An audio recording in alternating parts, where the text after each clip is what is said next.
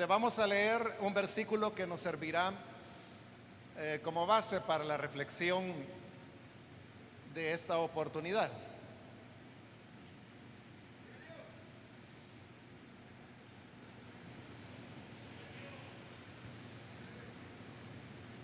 Bien, leamos entonces la palabra del Señor en Jeremías capítulo 2, el versículo 19, que nos dice: tu maldad te castigará, tu infidelidad te recriminará. Ponte a pensar cuán malo y amargo es abandonar al Señor tu Dios y no sentir temor de mí. Afirma el Señor Todopoderoso. Amén. Solo eso leemos, hermanos. Pueden tomar sus asientos, por favor.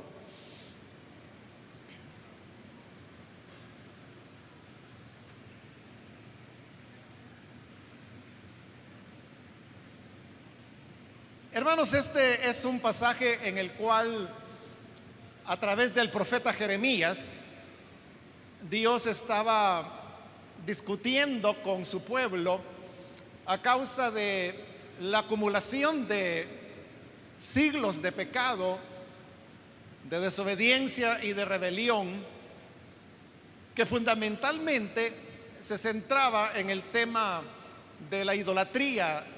Israel buscaba de continuo otros dioses, servía a las imágenes, cosas que Dios en su palabra había condenado de una manera radical.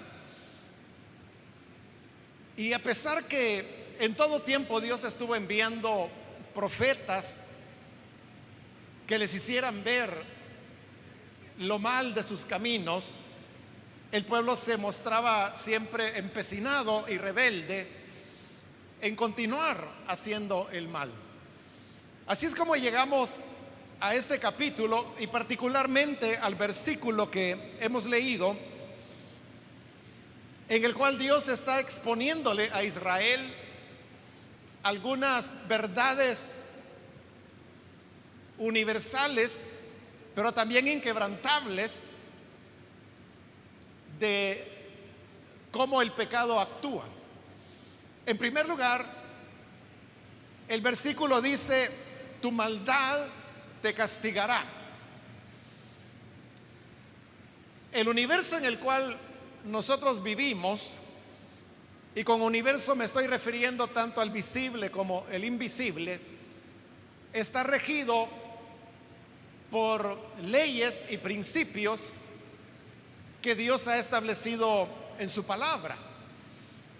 Una de esas leyes podemos resumirla en las palabras que también la Biblia dice cuando expresa que todo lo que el hombre siembra lo cosecha. Es decir, en el universo en el que nos movemos, y esto no importa si una persona es creyente o no, si es cristiano o es ateo, si es una persona espiritual o materialista, no hay distinción, porque estamos diciendo que son principios universales. Y esto significa que las cosas serán así en cualquier lugar, con cualquier persona y en cualquier época. Todo lo que el hombre hace lo cosechará. Y a eso es a lo que se refiere esta primera frase del versículo 19, cuando dice: tu maldad te castigará. Es decir, que cuando el hombre actúa sobre la base de su inclinación pecaminosa, de sus pasiones y de su maldad, lo que está haciendo es construyendo las condiciones que habrán de darle el golpe de regreso a él.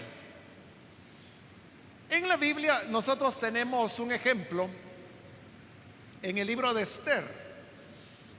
Esther es un libro pequeño, usted lo puede encontrar antes del libro de Job, Y ahí se nos cuenta la historia de un hombre que se llamaba Amán, el cual odiaba a un judío que tenía por nombre Mardoqueo.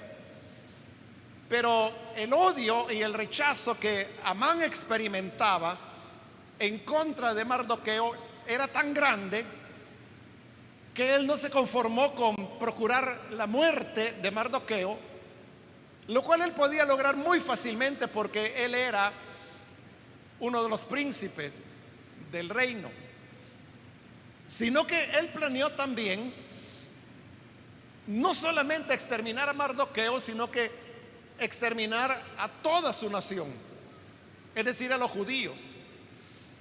Y en los preparativos para esta matanza, él mandó a construir una horca donde él planeaba colgar a Mardoqueo. Pero dice el libro de Esther que esta era una horca de 50 metros de altura. Obviamente que una persona que fuera descolgada y ahorcada más bien, de una altura semejante, pues tendría una muerte desastrosa.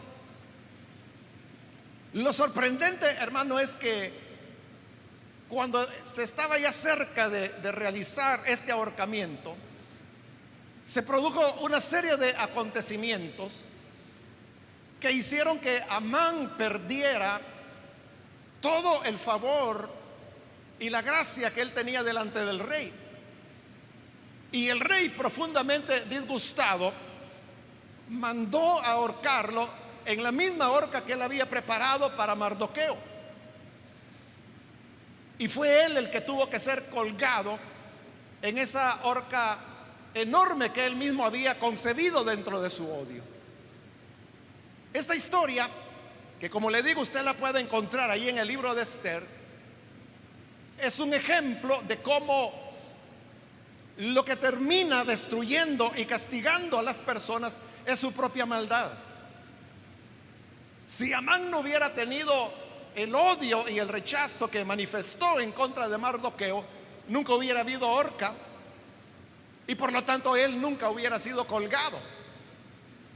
Pero es ese odio que él tenía y manifestaba tan públicamente lo que le llevó a ser él colgado en la misma horca que él había diseñado dentro de esa amargura. Esto significa, hermanos, que aquella idea que nosotros tenemos que Dios castiga al pecador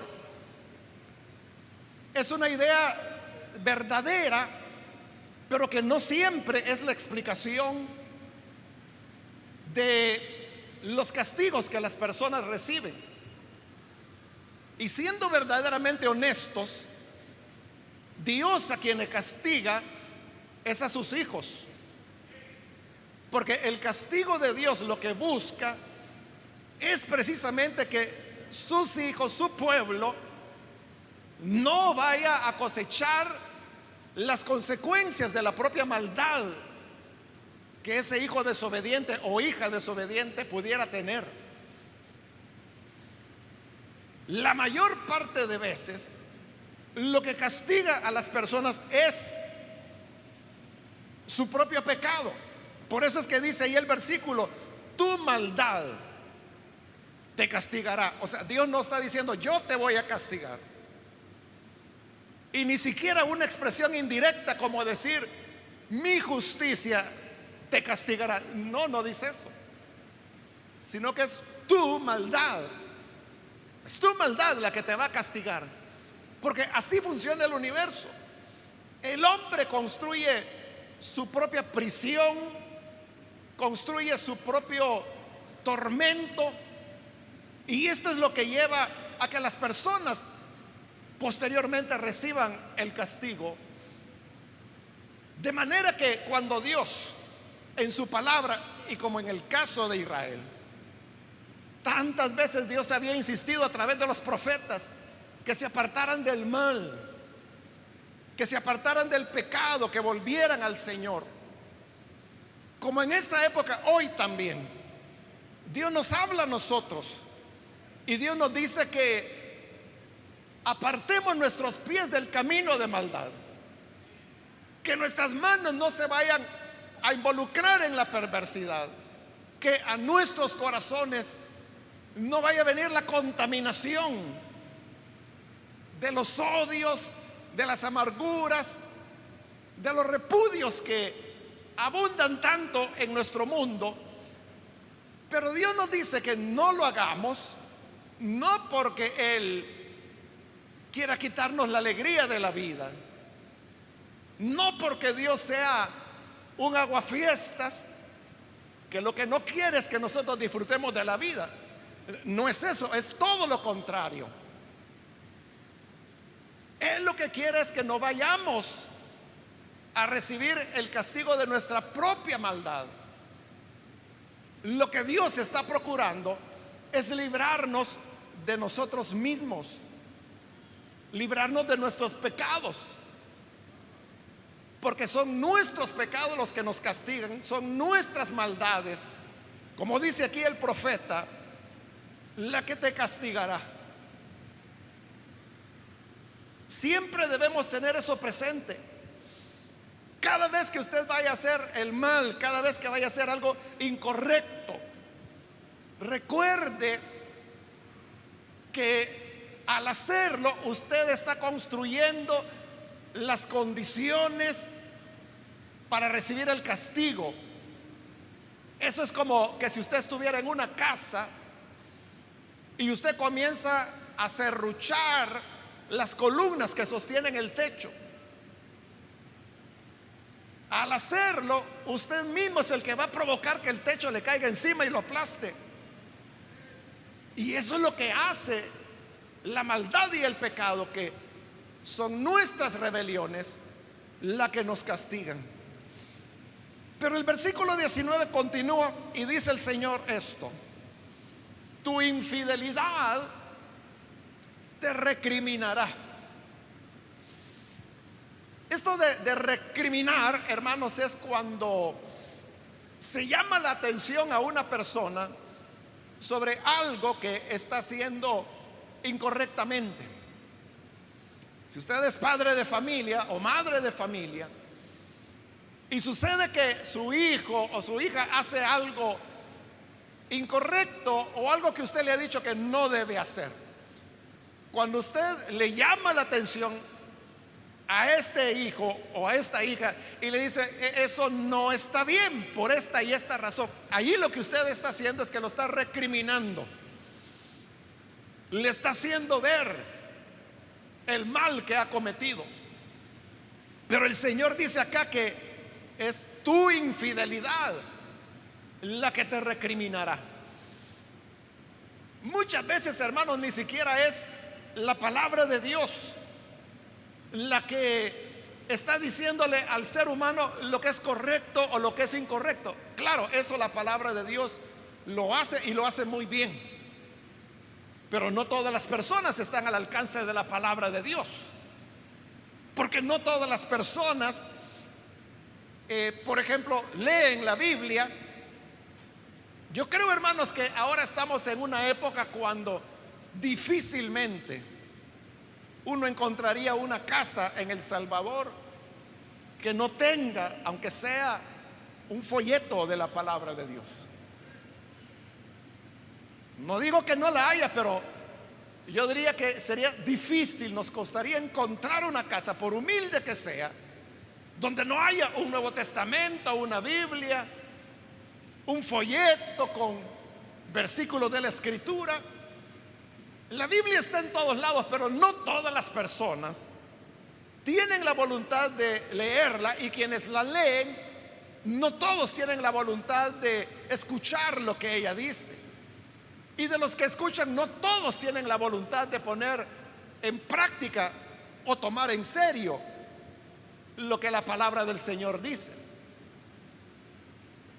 De manera que, aunque la palabra, hemos dicho, ilumina, instruye, le muestra al ser humano lo que a Dios le agrada y lo que no le agrada, Dios tiene que recurrir a otros métodos para corregir al ser humano. Y dice acá Jeremías que es la infidelidad del hombre hacia Dios la que le recriminará. Esto significa que Dios en su bondad ha colocado en el ser humano un elemento importante que algunos le llaman conciencia. Y la conciencia es ese sentimiento o inclinación que se experimenta internamente y que le indica a uno cuando algo es correcto y cuando es incorrecto. Cuando la persona hace algo, voy a poner un ejemplo, se roba algo. En el momento que lo hace, esta persona experimenta algo dentro de sí. Es algo que le está recriminando. Probablemente la persona no atine a comprender por qué experimenta esa sensación.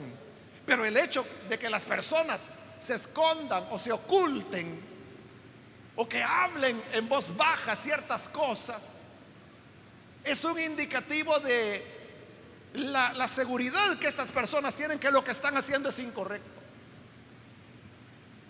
Porque si no fuese incorrecto, entonces ¿por qué tendrían que ocultarse? ¿O por qué tendrían que esperar a que nadie esté viendo o que nadie esté escuchando? Es esa conciencia la que le está recriminando a la persona.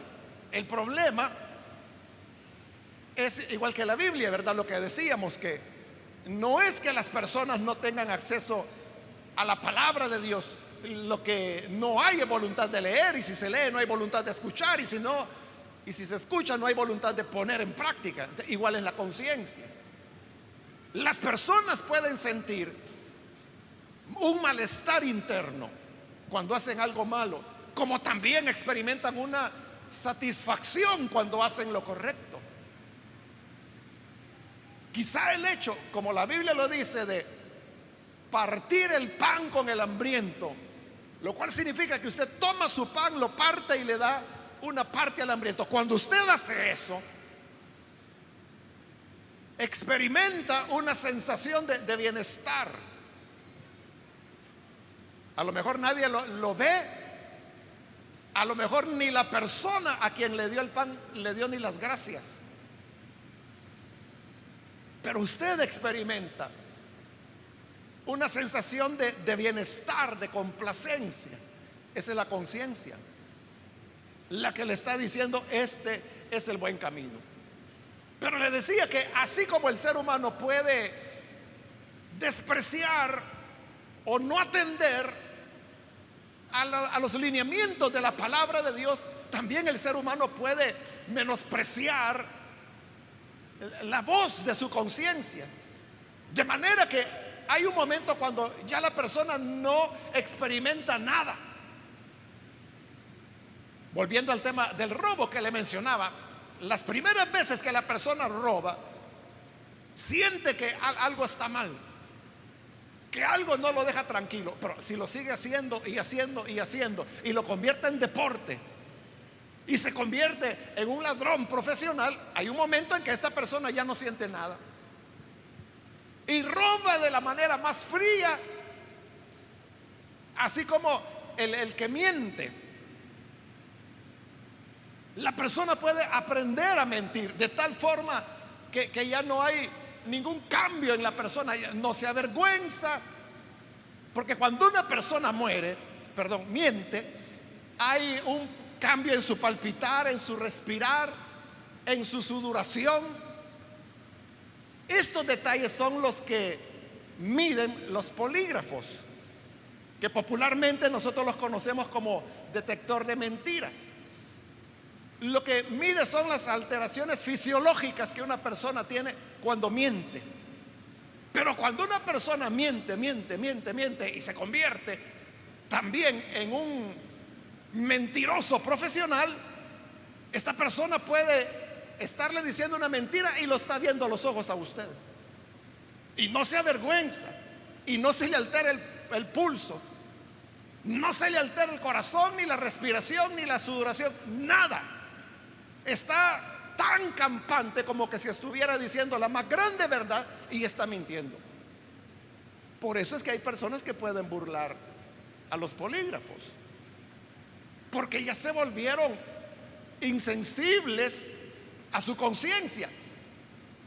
Por eso es que nosotros debemos ser sabios y recordar estas palabras del profeta cuando dice: tu infidelidad te recriminará. Y al sentir ese malestar, ese señalamiento, esa sensación que a veces se experimenta de que como que todo mundo lo está viendo a uno, como que todo mundo sabe que uno es el culpable o uno es el que hizo tal o cual cosa, ahí es donde tenemos que ser sabios. Y si nuestra infidelidad, si nuestro desvío nos está recriminando, ahí es el momento de parar y de venir delante de Dios y decir: estoy haciendo mal, perdóname. Y Dios, que es grande en misericordia, siempre extenderá su bondad y su amor hacia nosotros para restaurarnos y levantarnos una y otra vez y todas las veces que sean necesarias.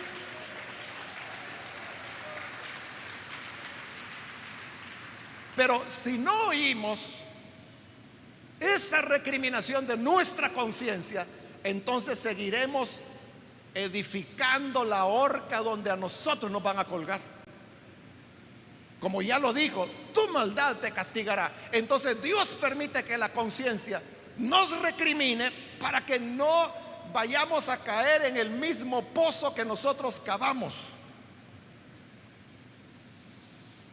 Y luego concluye el Señor el pensamiento diciendo: ponte a pensar cuán malo y amargo es abandonar al Señor tu Dios y no sentir temor de mí.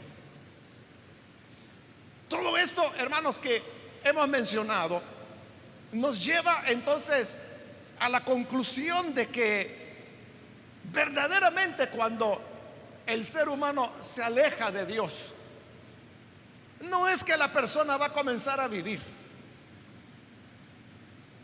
porque puede ser que por alguna razón alguien se encuentre, por ejemplo, en la iglesia,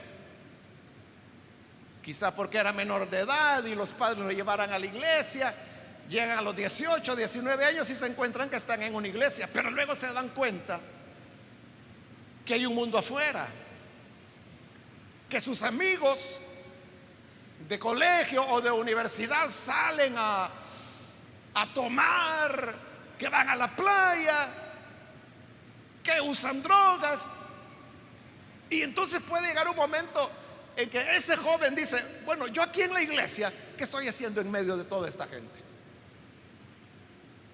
Cuando mis amigos andan disfrutando, riéndose.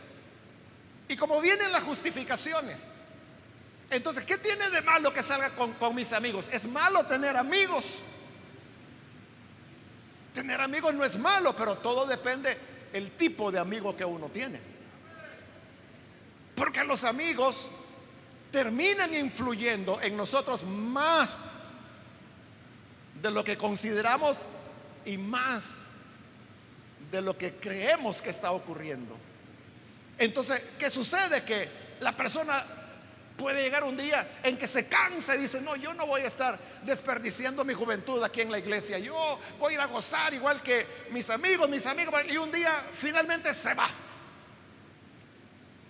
Y como se dice popularmente en el vocabulario evangélico, se va al mundo. Y esta persona podría decir: hoy sí voy a disfrutar la vida, hoy sí voy a sacarle provecho a mi juventud. Eso es lo que piensa la persona. Pero el Señor lo que dice es: ponte a pensar cuán malo y amargo es abandonar al Señor tu Dios y no sentir temor. de Él. No es una alegría, no es una liberación. Eso no es ir a gozar de la vida, sino que esto es ir, como lo dice el Señor, a lo malo, a la amargura. Porque todos los que siguieron el camino de alejarse de Dios, a nadie le fue bien.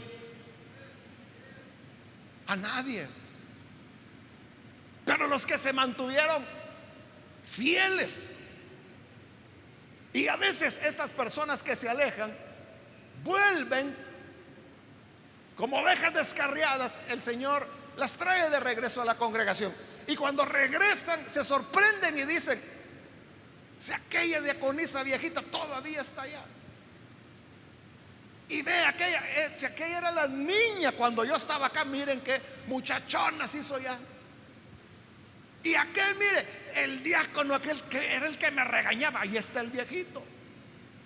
Entonces, este viene como el hijo pródigo, pobre, en harapos, quizá enfermo. Pero aquellos que abandonó, que él pensó que no estaban disfrutando de la vida, siguen aquí y siguen saludables y se ven hasta rejuvenecidos y siguen cantando: yo me gozo lunes, yo me gozo martes, yo me gozo miércoles, y sigue feliz de la vida. Entonces, ahí es el momento de preguntar: ¿quién es el que realmente estaba viviendo? Si aquel que permaneció en fidelidad a Dios, o aquel que creyó que se estaba liberando y que dijo: hoy sí voy a gozar de la vida. ¿Cómo no? Tu propia maldad te castigará, dice el Señor. Tu infidelidad te recriminará. No vas a tener paz por las noches. Estarás dándote vuelta en la cama porque no vas a tener tranquilidad. Y entonces entenderás cuán malo y amargo es abandonar al Señor tu Dios y no sentir temor de mí. Es amargo, es malo alejarse de Dios. Es malo y es amargo. El Señor dice: entenderás cuán malo es. Pésima idea alejarse del Señor. Muy mala idea alejarse de Él, porque entonces es cuando viene la amargura, el dolor, el sufrimiento, la enfermedad, cuando todo se pierde.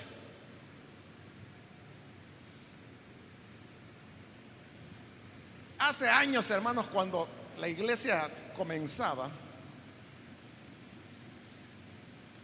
los que éramos jóvenes en esa oportunidad hacíamos diversas actividades de jóvenes, y yo recuerdo que los sábados por la tarde se acostumbraban unas reuniones de los jóvenes de esa época, que no eran muchos, unos 20, 25, algo así. Pero en cada una de estas reuniones, cada joven daba su testimonio, es decir, contaba la historia de su vida, de cómo había sido antes de conocer a Cristo, cómo había sido su experiencia de conversión y qué era ahora que ya estaba en el Señor. Entonces, ahí, hermano, fue un desfile de jóvenes, jovencitas, que cada quien pasaba a contar su testimonio. Yo creo, hermano, que eso es positivo, pero al mismo tiempo es negativo. Es positivo porque, evidencia la obra de salvación que el Señor hace, pero negativo en el sentido que le voy a contar. Entre esa pequeña juventud de esa época había un adolescente, porque él, yo lo recuerdo como unos sus 14, 15 años más o menos, más de 16 no tenía. Entonces, él había llegado a la iglesia y obviamente había llegado muy jovencito. Entonces, cuando él escuchaba testimonios, por ejemplo, de jóvenes que decían, me recuerdo de una jovencita prácticamente una niña, ¿verdad? Tenía como 15 años y se pone a testificar que ella usaba drogas y que andaba en la calle. O sea, una cosa impresionante, ¿verdad? Porque de una niña uno no puede esperar un testimonio de ese tipo, pero hay casos que se dan. Y de esta jovencita, que por cierto hoy es señora ya y está aquí en la iglesia, todavía está aquí en la iglesia. Impresiona, ¿verdad? Cuando uno oye un caso tan dramático. Entonces, el problema con este jovencito es que oía estos testimonios duros, digamos. Entonces, ¿sabe qué ocurrió? Que se le mete la locura a este muchacho. Bueno, él tuvo ese gesto de que quizás sentía mucha confianza con nosotros y nos dijo: yo me voy a ir al mundo. Y nosotros pensamos que estaba bromeando, tan loco, porque es que me voy a ir al mundo. Y cuando le preguntamos: ¿por qué? ¿Por qué te quieres ir al mundo? Él dijo: porque yo no tengo un testimonio que contar. Entonces, yo me voy a ir al mundo, me voy a ir a pecar, y cuando tengo un testimonio bueno, así como los que cuentan estos otros, entonces voy a volver para tener un testimonio que contar. Y nosotros le dijimos de todo, ¿verdad? Tu testimonio. Y le habían metido un navajazo que le habían sacado los intestinos. Total de que estaba en el hospital y algunos muchachos lo fueron a ver, y pues ahí estaba, no sé cuántas puntadas a doble hilo le habían metido, parecía zipper el estómago. Feliz ya contento con el testimonio que puedes contar, que te iban a matar por andar de cabeza dura. ¿De qué necesidad hay, hermano, de que uno tenga que ir a comprobar, como dice el Señor, cuán malo y amargo es alejarte de mí? Es que nunca será bueno, nunca será positivo. Y yo termino, hermano, solamente leyéndole una vez más el versículo: tu maldad te castigará, tu infidelidad te recriminará. Ponte a pensar cuán malo y amargo es abandonar al Señor tu Dios y no sentir temor de mí. Pero cuán grande la misericordia de Dios, que cuando venimos a Él nos perdona y nos salva.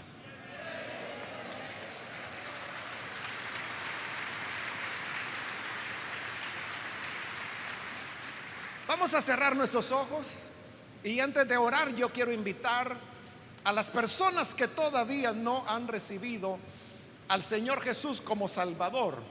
Pero si usted ha escuchado la palabra y se ha dado cuenta que si el Señor no nos lava de nuestros pecados, nuestras maldades nos terminarán castigando. Pero si hay alguien que hoy quiere el perdón, yo invito para que allí en el lugar donde está se ponga en pie. Con toda confianza yo le animo, le invito para que pueda recibir al Hijo de Dios. Allí en el lugar donde está, solo póngase en pie y con todo gusto oraremos por usted. Cualquier amigo o amiga que necesita venir, que usted reconoce esa voz de la conciencia que le ha recriminado muchas veces,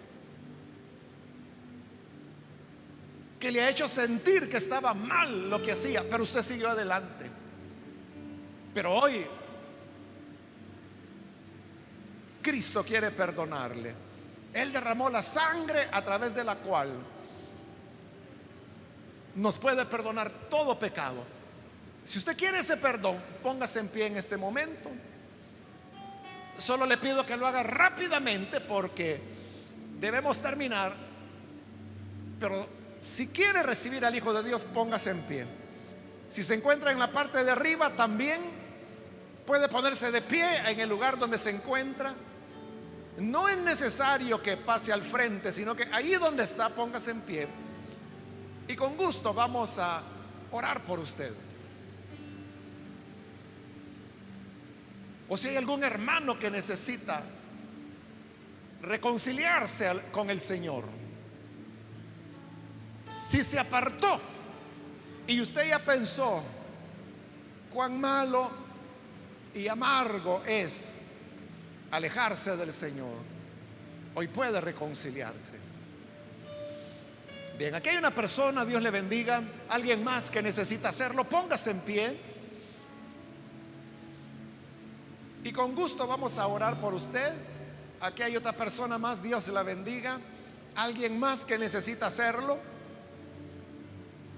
Puede ponerse en pie en este momento, ya sea que es primera vez que viene al Señor o si necesita reconciliarse. Hoy es el momento, puede ponerse en pie y con gusto vamos a orar por usted. Voy a terminar la invitación en este momento, pero si hay alguien más, aproveche este último llamado que estoy haciendo para que podamos orar por usted. ¿Hay alguien más?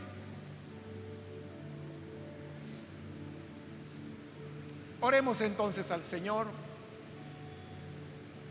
Padre, gracias te damos por cada persona que está en este lugar y que hoy abre su corazón a ti por primera vez, o aquellos que se reconcilian.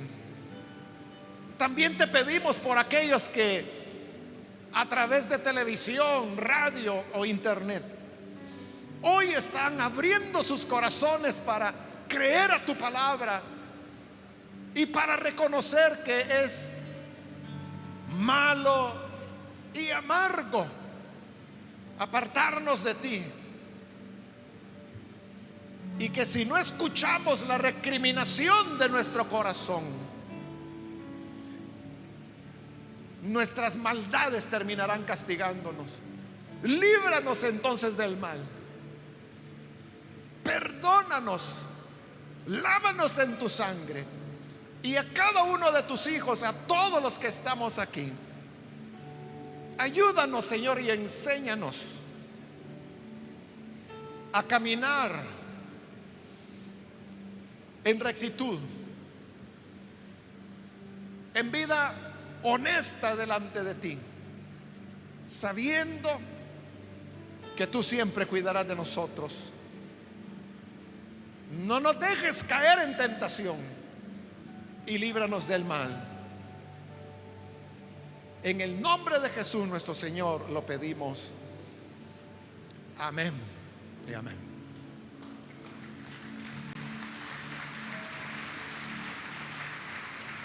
Amén. Damos la